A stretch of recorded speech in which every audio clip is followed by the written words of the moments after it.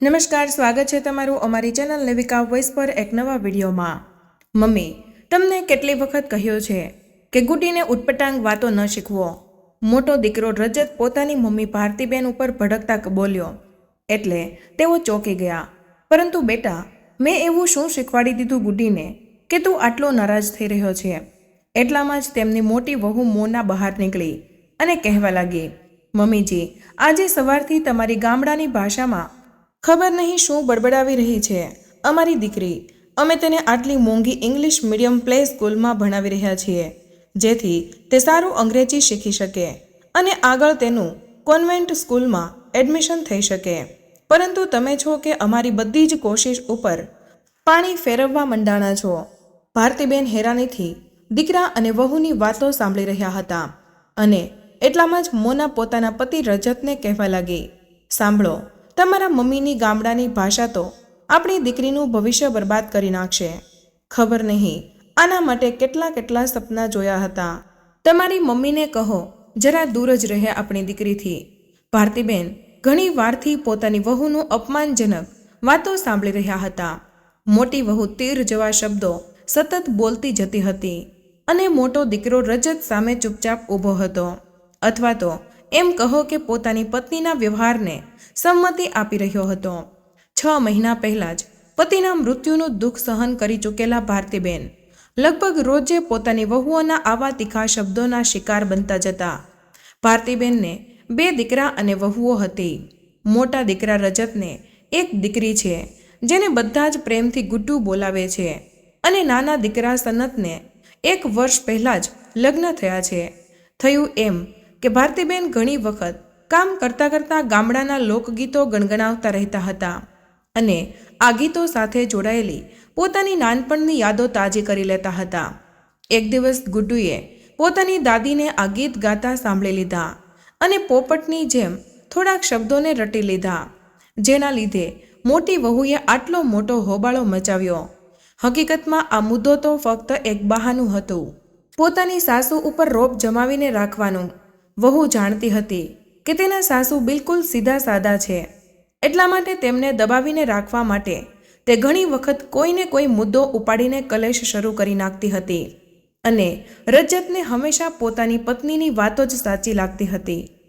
હવે તો પોતાની જેઠાણીની દેખાદેખી નાની વહુ પણ પોતાની સાસુનું બિલકુલ માન સન્માન કરતી ન હતી, પરંતુ પતિના મૃત્યુ પછી ભારતીબેને પોતાના હોઠ સીવી રાખવા જ ઉચિત સમજ્યા। જોકે આવું પહેલી વાર નહોતું થયું જ્યારે ભારતીબેનને ઓછું ભણેલા હોવાના કારણે વાતો સાંભળવી પડતી હોય। કારણ હતું કે ભારતીબેન ગામડાની સરકારી સ્કૂલમાં ભણેલા હતા, જ્યાં અંગ્રેજી વિષય 8મા ધોરણ પછી ભણાવવામાં આવતો હતો। ઉપરથી ગામડામાં રહેવાના કારણે તેમની ભાષા ઉપર પણ ગ્રામીણ શબ્દોનો પ્રભાવ હતો। લગ્ન પછી થોડાક વર્ષો સુધી તેમને પોતાની નણંદ પાસેથી પણ ગામડાની અને અભણ હોવાના મેણા સાંભળવા પડતા હતા, પરંતુ જ્યારે ભણેલા ગણેલા અને નોકરિયાત મા બાપની દીકરી મોના ભારતીબેનની વહુ બનીને ઘરમાં આવી ત્યાર પછીથી તો આવા મેણા આપવાનું કામ વહુએ સંભાળી લીધું હતું।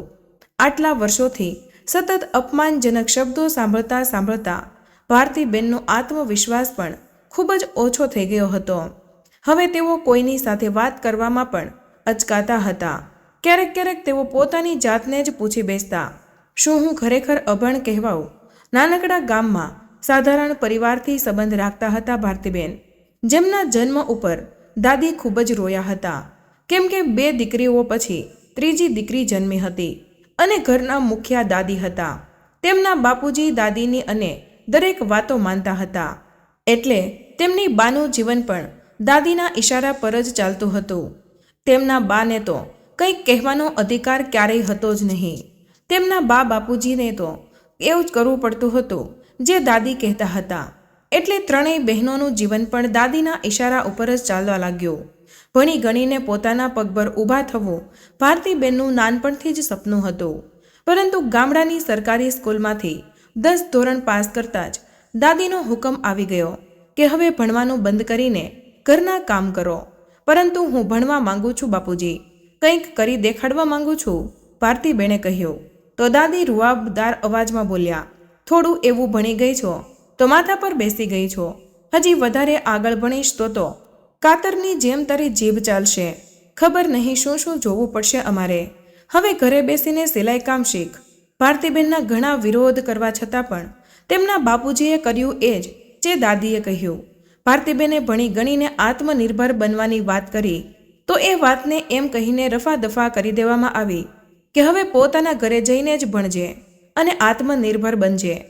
ભારતીબેન અવાક રહી ગયા હતા એમ વિચારીને કે આ કોનું ઘર છે જ્યાં મેં જન્મ લીધો, જ્યાં હું અત્યારે રહું છું. પરંતુ ભણવાની જીદ હતી ભારતીબેન એટલે પોતાની બહેનપણીઓ પાસેથી ચોપડીઓ માંગીને લઈ આવતા અને ચોરી ચૂપે ભણતા રહેતા. ભલે 12મું ધોરણ પાસ ન કરી શક્યા પરંતુ 12મા ધોરણ સુધીનું બધું જ જ્ઞાન તેમણે મેળવી લીધું હતું. ફક્ત 18 વર્ષની ઉંમરમાં જ તેમના લગ્ન મોટા શહેરના એક પરિવારના 30 વર્ષના છોકરા સાથે કરી દેવામાં આવ્યા. ભારતીબેનના બધા જ સપના તૂટી ગયા હતા. જ્યારે સાસરે આવ્યા તો ભણેલી જેઠાણી અને સ્નાતક પાસ નણંદ તેમને પોતાનાથી ઓછી સમજતા હતા. જ્યારે પણ તેઓ કંઈક બોલતા તો તેમને સાંભળવા મળતું, આ કેવી ગામડિયાની ભાષામાં વાતો કરે છે. જેઠાણીને તેમની બહેનપણીઓ સાથે અંગ્રેજી ભાષામાં વાતો કરતા જોયા તો ફરીવાર ભણવાની ઈચ્છા જાગી અને પતિને 12માની પરીક્ષા અપાવડાવવા માટે કહ્યું. પતિદેવે ફોર્મ ભરાવી નાખ્યું અને 12માની પરીક્ષા પણ અપાવડાવી.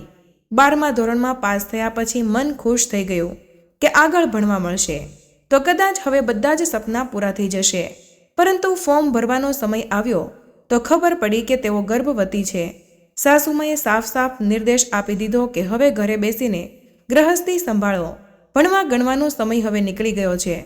મોટો દીકરો રજત પેદા થયો તો 1 વર્ષ પછી નાનો દીકરો સનત પણ આ દુનિયામાં આવી ગયો.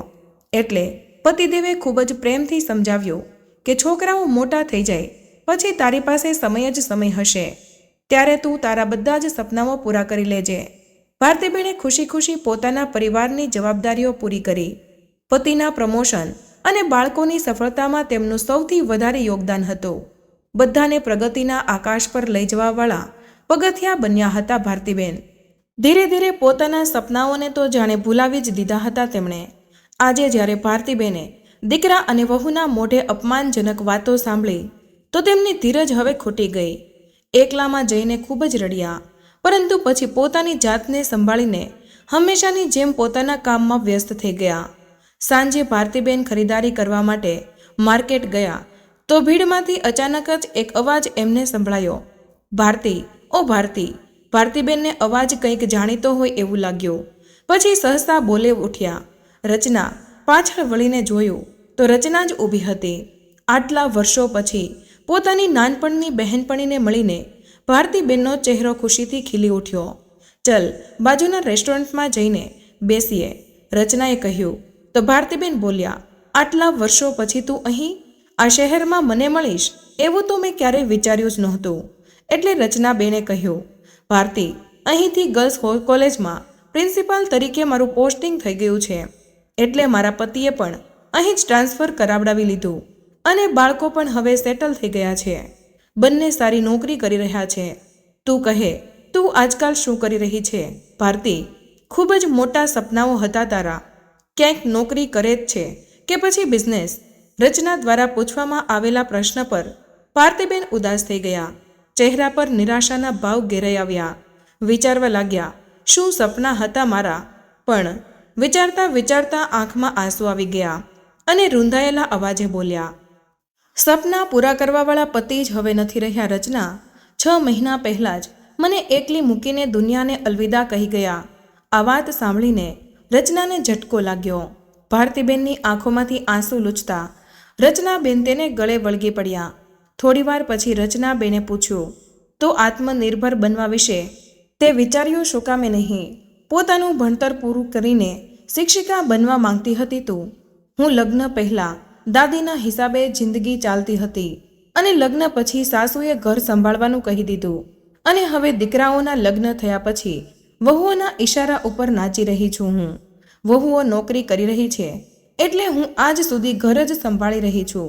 ઉપરથી ગામડાની અને અભણનો તાજ મારા માથા ઉપર લાગેલો છે એ અલગ. અને હવે તો ઉંમર પણ વીતી ગઈ છે. આ ઉંમરમાં તો હું ભણી ન શકું ને. સપનાઓ પૂરા ન કરી શકવાની વર્ષો જૂની દાજ આજે ભારતીબેનના આંસુ દ્વારા બહાર નીકળી ગઈ. રચનાબેન હેરાનીથી તેમને જોતા રહ્યા. પછી અચાનક ગુસ્સામાં બોલ્યા, શું કામે? હજી કયો સમય વીતી ગયો છે અને શું થયું તારી ઉંમરને?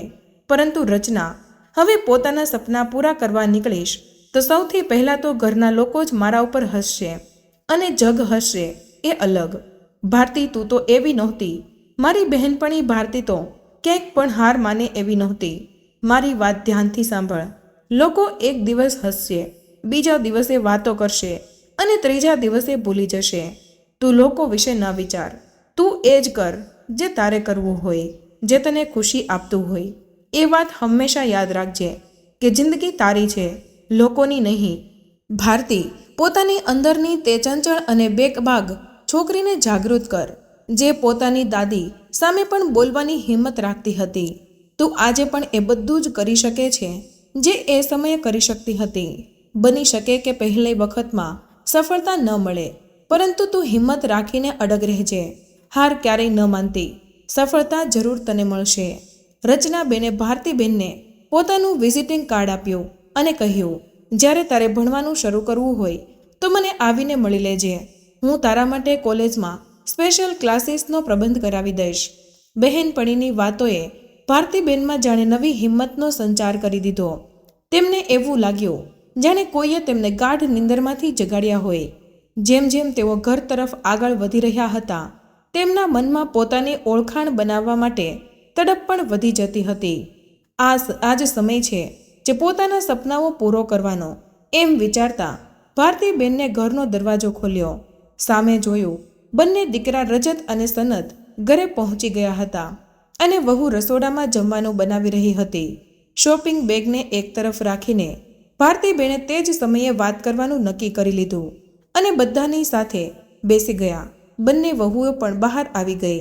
સારું થયું તમે બધા અહીં જ બેઠા છો. મારે તમારા બધા જ સાથે કંઈક વાત કરવી છે, ભારતીબેને કહ્યું. બંને દીકરા ભારતીબેનની વાત સાંભળીને થોડા હેરાન રહી ગયા અને બોલ્યા, શું થયું મમ્મી? શું વાત કરવી છે?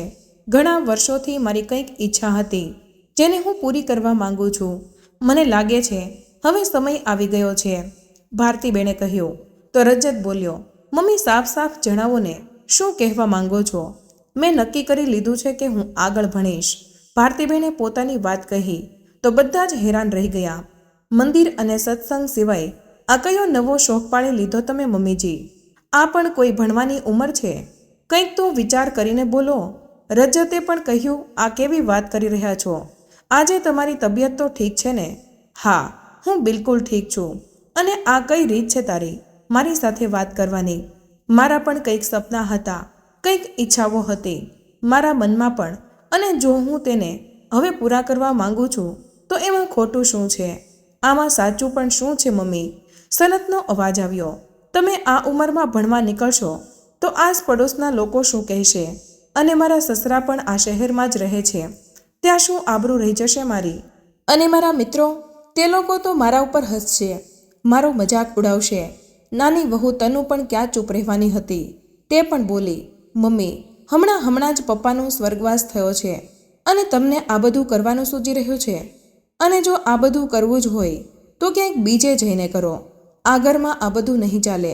દીકરાઓ અને વહુઓ પોતાનો નિર્ણય સંભળાવીને પોતપોતાના રૂમમાં જતા રહ્યા. ભારતીબેન ત્યાં જ સ્તબ્ધ બનીને બેઠા રહ્યા. પરંતુ આ વખતે તેમની અંતર આત્માએ દીકરા અને વહુઓનું ફરમાન માનવાની પૂરી રીતે ના પાડી દીધી. તેમને અહેસાસ થઈ ગયો હતો કે જો આજે પણ હંમેશાની જેમ દબાઈ ગઈ તો પછી ફક્ત અફસોસ જ રહી જશે જિંદગીમાં, કે પોતાની નાની નાની ઈચ્છાઓને પણ પૂરી ન કરી શકી. બીજા દિવસે સવાર સુધીમાં ભારતીબેને વિચારી લીધું કે તેમને પોતાના સપનાઓ કઈ રીતે પૂરા કરવાના છે. જ્યારે બધા લોકો તૈયાર થઈને પોતપોતાના કામ પર જતા રહ્યા તો ભારતીબેન પણ કોલેજ જવા માટે નીકળી ગયા. કોલેજ પહોંચ્યા તો પ્રિન્સિપલ ઓફિસની બહાર મોટા મોટા અક્ષરોમાં લખ્યું હતું, ડૉક્ટર રચના પટેલ. મનમાં ને મનમાં વિચારવા લાગ્યા, કેટલો ગર્વ અનુભવતી હશે રચના પોતાની ઉપર. એટલી વારમાં પટાવાળાએ આવીને પૂછ્યું, કોને મળવું છે તમારે? એટલે ભારતીબેને કહ્યું, પ્રિન્સિપલને મળવું છે. એટલે પટ્ટાવાળો તેમને ઓફિસમાં લઈ ગયો. ભારતીબેનને પોતાના સપના તરફ આગળ વધતા જોઈને રચનાબેન ખૂબ જ ખુશ થયા. ભારતીબેનનું પ્રથમ વર્ષમાં એડમિશન કરાવવા માટે ફોર્મ ભરી દેવામાં આવ્યું. પરંતુ જ્યારે ભારતીબેને પોતાની બહેનપણીને કહ્યું કે ઘરના હાલાતના કારણે તેઓ રોજે ક્લાસીસ એટેન્ડ નહીં કરી શકે, તો રચનાબેને કંઈક વિચારમાં પડી ગયા. પરંતુ ત્યાર પછી તરત જ ચહેરા પર સ્માઇલ સાથે કહેવા લાગ્યા, એનો પણ એક ઉપાય છે મારી પાસે. જે વિદ્યાર્થીઓ ક્લાસ એટેન્ડ કરવા માટે કોલેજ નથી આવી શકતા તેમને અમે વિડીયો દ્વારા લેસન ઉપલબ્ધ કરાવીએ છીએ. કાલથી રોજના ક્લાસનો વિડીયો તારી પાસે મોબાઈલમાં મોકલી દેવામાં આવશે. તારે કોલેજમાં ફક્ત પરીક્ષા દેવા માટે જ આવવાનું છે. બીજા દિવસથી જ ભારતીબેને દીકરાઓ અને વહુના ગયા બાદ ભણવાનું શરૂ કરી નાખ્યું. ભણવાના શોખીન ભારતીબેન રાત્રે પણ ભણવા માટે 2 કલાકનો સમય અવશ્ય નીકાળી લેતા હતા. બંને વહુઓને ક્યારેક ક્યારેક શંકા પણ થતી હતી કે મમ્મીજીએ મોબાઈલ ફોન સાથે કંઈક વધારે જ સમય વિતાવવાનું શરૂ કરી નાખ્યું છે અને ક્યાંય આવતા જતા પણ નથી. પરંતુ પછી વાત રફાદફા થઈ ગઈ. અહીં સમય પર રચનાબેન પણ ફોન કરીને ભારતીબેનને ભણવાનું કેવું ચાલી રહ્યું છે તે જાણકારી લેતા રહેતા હતા. ભણતા હવે ભારતીબેનમાં પણ આત્મવિશ્વાસ પાછો આવી રહ્યો હતો. સમય વીતવા લાગ્યો અને જોતજોતામાં 3 વર્ષ વીતી ગયા. આજે ભારતીબેન કંઈક બેચેન હતા, કેમ કે આજે તેમની પરીક્ષાનું પરિણામ આવવાનું હતું. રસોડાનું કામ કરતાં ભારતીબેન આ વિશે જ વિચારી રહ્યા હતા કે એટલામાં જ રચનાબેનનો ફોન આવ્યો. ભારતી, તે આજનું છાપું વાંચ્યું? અરે તે તો કમાલ કરી દીધો. ગ્રેજ્યુએશનના 3જા વર્ષની પરીક્ષામાં તો આખા રાજ્યમાં પ્રથમ સ્થાન પર આવી છો. ભારતી, તે પરિસ્થિતિઓથી લડીને ફક્ત ગ્રેજ્યુએશનની ડિગ્રી જ નથી મેળવી, પરંતુ પ્રથમ સ્થાન મેળવીને પોતાના જેવી અન્ય મહિલાઓ માટે એક ઉદાહરણ પૂરું પાડ્યું છે. ભારતીબેન તરત જ જઈને છાપું લઈ આવ્યા. જોયું તો છાપામાં પહેલાં જ પન્ના ઉપર તેમના ફોટા સાથે હેડલાઇન લખેલી હતી, ભણવાની કોઈ ઉંમર નથી હોતી. તમે જે પણ ઉંમરમાં ઈચ્છો તે ઉંમરમાં ભણતર તરફ પાછા ફરી શકો છો. આવા ઉદાહરણને જીવંત રાખવામાં યોગદાન આપ્યું છે 50 વર્ષના ભારતીબેને. છાપામાં પોતાનું નામ અને ફોટો જોઈને ભારતીબેન ફૂલ્યા નહોતા સમય રહ્યા. આજે તેમની આંખોમાં જે ચમક અને ચહેરા ઉપર જે સંતુષ્ટિના ભાવ આવ્યા તે આજથી પહેલાં ક્યારેય પણ નહોતા આવ્યા. ભારતીબેન મનમાં ને મનમાં વિચારી રહ્યા હતા કે જ્યારે તેઓ આ વાત પોતાના દીકરાઓ અને વહુને જણાવશે, છાપાના પહેલા પન્ના પર પોતાનો ફોટો દેખાડશે, તો તેમને અહેસાસ થશે કે તેમની માને ભણવા માટે મનાઈ કરીને કેટલી મોટી ભૂલ કરી રહ્યા હતા તે લોકો. આજે મારા દીકરાઓ મારા ઉપર ગર્વ અનુભવશે. એવું વિચારતા મનમાં ઉત્સાહિત થતા ભારતીબેન હવે વધારે રાહ નહોતા જોઈ શકતા. સાંજે જ્યારે બંને દીકરાઓ અને વહુઓ ઘરે આવ્યા તો ભારતીબેને ખૂબ જ ખુશી છાપું તેમની સામે રાખી દીધું. મોટો દીકરો રજત છાપું વાંચીને હેરાન રહી ગયો અને ગુસ્સામાં બોલ્યો, મમ્મી, આ બધું કરીને આખરે તમે સાબિત શું કરવા માંગો છો?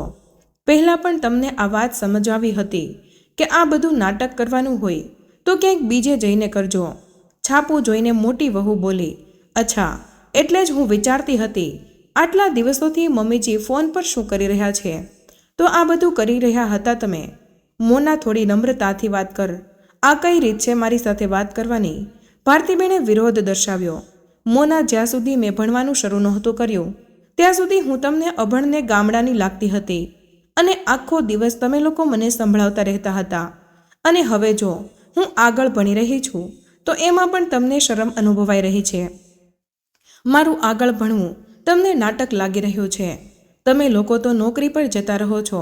પાછળથી હું ઘરનું બધું જ કામ બતાવીને ભણવાનું શરૂ કરતી હતી. પોતાના સપનાઓ હું ખૂબ જ પહેલાં પૂરા કરવા માંગતી હતી, પરંતુ પોતાના દીકરાઓ માટે થઈને હું પોતાના સપનાઓ પણ ભૂલી ગઈ. પછી પોતાના દીકરાઓ તરફ જોઈને બોલ્યા, તમારા બંનેની સફળતામાં મેં પોતાની સફળતા જોઈ. જ્યારે તમે પોતાના ક્લાસમાં પ્રથમ આવતા હતા તો મને લાગતું હતું કે મારી જીત થઈ છે, પરંતુ એ વાતનો અહેસાસ મને આજે થયો કે હું કેટલી ખોટી હતી, જે પોતાના સંતાન પાછળ પોતાના સપનાઓને ભૂલી ગઈ હતી. આંસુથી ભરેલી આંખો લઈને ભારતીબેન રૂંધાયેલા અવાજમાં બોલ્યા, પરંતુ બસ, હવે બહુ થયું. હવે હું આનાથી આગળ બીએડ પણ કરીશ. હવે હું રોકાવાની નથી. આટલી વાત સાંભળીને નાનો દીકરો પણ ગુસ્સામાં બોલ્યો, મમ્મી, તમારે આ બધા કામ કરવા હોય તો તમે ક્યાંક બીજે જઈને રહો. આ નાટક હવે અમારાથી વધારે સહન નહીં થાય. બીજા દિવસે સવારે અમુક ન્યૂઝ રિપોર્ટર ભારતીબેનનું ઇન્ટરવ્યૂ લેવા માટે ઘરે પહોંચી ગયા અને ભારતીબેનને પ્રશ્ન પૂછવા લાગ્યા, તમે આના પછી શું કરવાનું વિચારી રહ્યા છો? આ પ્રશ્નના જવાબમાં ભારતીબેને કહ્યું, હું આગળ બીએડનું ભણવાનું શરૂ કરવા માંગુ છું અને સાથે જ પોતાનું કોચિંગ સેન્ટર ખોલવા માંગુ છું. રવિવાર હતો એટલે દીકરાઓ અને વહુઓ પણ ઘરે જ હતા. પોતાની મમ્મીને ઇન્ટરવ્યૂ આપતા જોઈને મનમાં ને મનમાં ક્રોધમાં ઉકળી રહ્યા હતા, પરંતુ ન્યૂઝ રિપોર્ટરની સામે કંઈ બોલ્યા નહીં. જેવા જ ન્યૂઝ રિપોર્ટર નીકળ્યા તેઓ પોતાની મા ઉપર વરસી પડ્યા. આખરે આ નાટક ક્યાં સુધી ચાલવાનું છે તમારું? મોટો દીકરો બોલ્યો તો ભારતીબેન જવાબ દીધો, બસ થોડા દિવસો સુધી જ. દીકરાઓ અને વહુઓ હેરાનીથી ભારતીબેન તરફ જોઈ રહ્યા હતા કે મમ્મી આટલી સરળતાથી કઈ રીતે માની ગયા. પરંતુ બીજી જ ક્ષણે ભારતીબેને કહ્યું, રાત્રે તમે લોકો કહી રહ્યા હતા ને કે હવે તમારાથી આ બધું સહન નથી થઈ રહ્યું અને આગળ મારે કંઈક કરવું હોય તો હું ક્યાંક બીજે જઈને રહું. એટલા માટે મેં નિર્ણય કરી લીધો છે કે જો જવું જ હોય તો તમે લોકો ઘર છોડીને જશો, હું નહીં. કેમ કે આ ઘર મારું છે અને 10 દિવસમાં હું આ ઘરમાં કોચિંગ સેન્ટર શરૂ કરવાની છું. એટલા માટે જેટલી જલ્દી થઈ શકે પોતાના રહેવાની વ્યવસ્થા ક્યાંક બીજે કરી લો. ભારતીબેન પોતાના દીકરાઓની આંખોમાં આંખો મેળવીને બોલ્યા. ભારતીબેનની આ વાત સાંભળીને તેમના દીકરા અને વહુ અવાક રહી ગયા. તેઓ હેરાન હતા કે તેમની મમ્મીની અંદર આટલો આત્મવિશ્વાસ અચાનક કઈ રીતે જાગી ગયો. મોટી વહુ હજી કંઈક બોલવાની જ હતી કે ત્યારે ભારતીબેન કહ્યું, મોના, હજુ મારી વાત ખતમ નથી થઈ. રોજ રોજની અપમાનભરી જિંદગી જીવવા કરતાં તો સારું છે કે હું આત્મનિર્ભર બનીને એકલી રહું અને આત્મવિશ્વાસની સાથે પોતાનું જીવન વ્યતીત કરું. આ સાંભળીને દીકરાને વહુ જળવત રહી ગયા, પરંતુ કંઈક કરવામાં અસમર્થ હતા.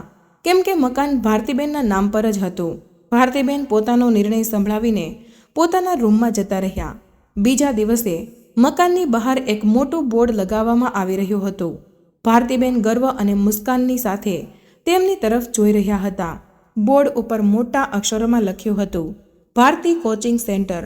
કોઈકે ખૂબ જ સરસ કહ્યું છે, આપણે આપણા મુકામ સુધી પહોંચવું કે નહીં પહોંચીએ એ તો ભાગ્યની વાત છે, પરંતુ કોશિશ પણ ન કરીએ એ તો ખોટી વાત છે. જીવનમાં મુશ્કેલીઓનો સામનો કરવો પડશે એ તો સામાન્ય વાત છે. મુશ્કેલીઓને પાર કરીને આગળ આવવું એ જ ખાસ વાત છે. તો મિત્રો, આજની અમારી આ વાર્તા તમને કેવી લાગી તે કમેન્ટમાં જરૂર જણાવજો. પસંદ આવી હોય તો વિડીયોને લાઇક અને તમારા મિત્રો સાથે શેર કરજો.